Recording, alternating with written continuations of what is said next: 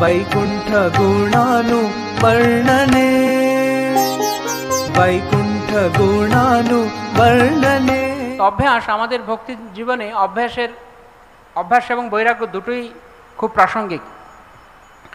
যখন আমরা আরও বেশি সংকল্পবদ্ধ হই, ভক্তি জীবনে আরও অগ্রসর হতে চাই, শুরুতে আমরা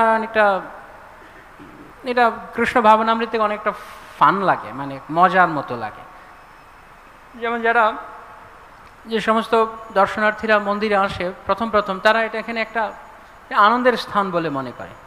তো প্রথমে মনের যেই আবেগ অনুভূতির দ্বারা আনন্দময় লাগে, কিন্তু আস্তে আস্তে মনে কেবল কৃষ্ণ ভাবনামৃতকে কেবল মনের দ্বারা বুঝলে হবে না।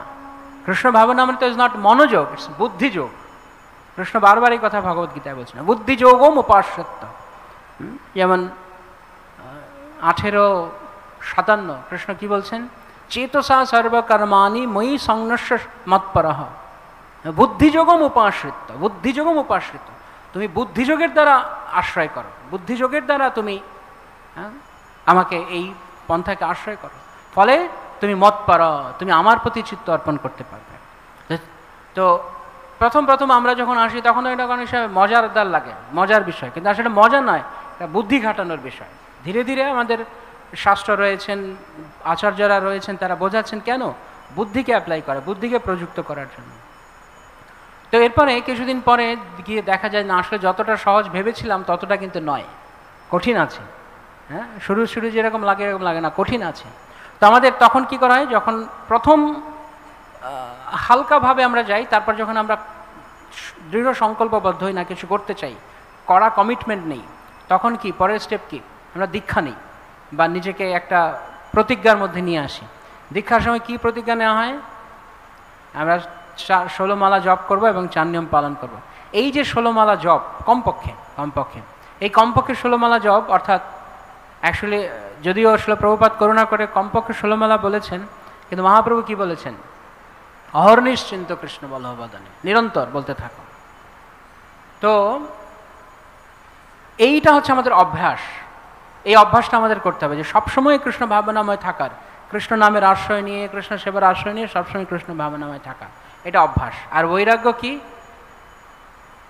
আমিষাহার, নেশা, অবৈধ সঙ্গ, দ্রুতক্রিয়া থেকে দূরে থাকা, এটা মৌলিক। এছাড়া আর অনেক কিছু আছে, এগুলো থেকে দূরে থাকা।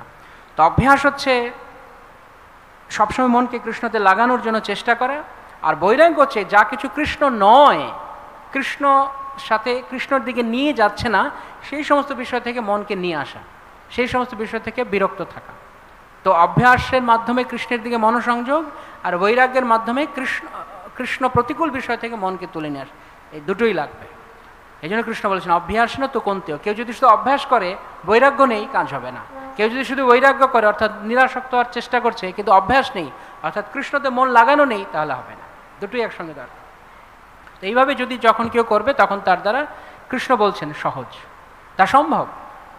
তস্যাহম সুলভম পার্থ, 9 অধ্যায় গিয়ে আবার 8ম অধ্যায় গিয়ে আবার ভগবান বলছেন তস্যাহম সুলভম পার্থ, তার কাছে আমি সুলভ, সততম কীর্তন্ত।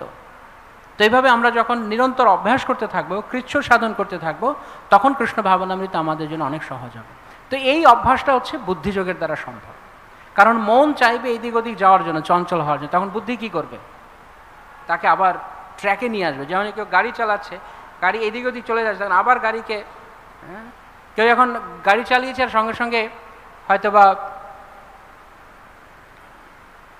হয়তোবা ক্যাসেট চালিয়ে দিয়েছে, মানে গান চালিয়ে দিচ্ছে, আর গান চালাতে গানে আবিষ্ট হয়ে গেছে, সুরের মূর্ছনায় সে ভুলে গেছে, তাহলে সে কী হবে, তার গাড়ি খাদে গিয়ে পড়বে।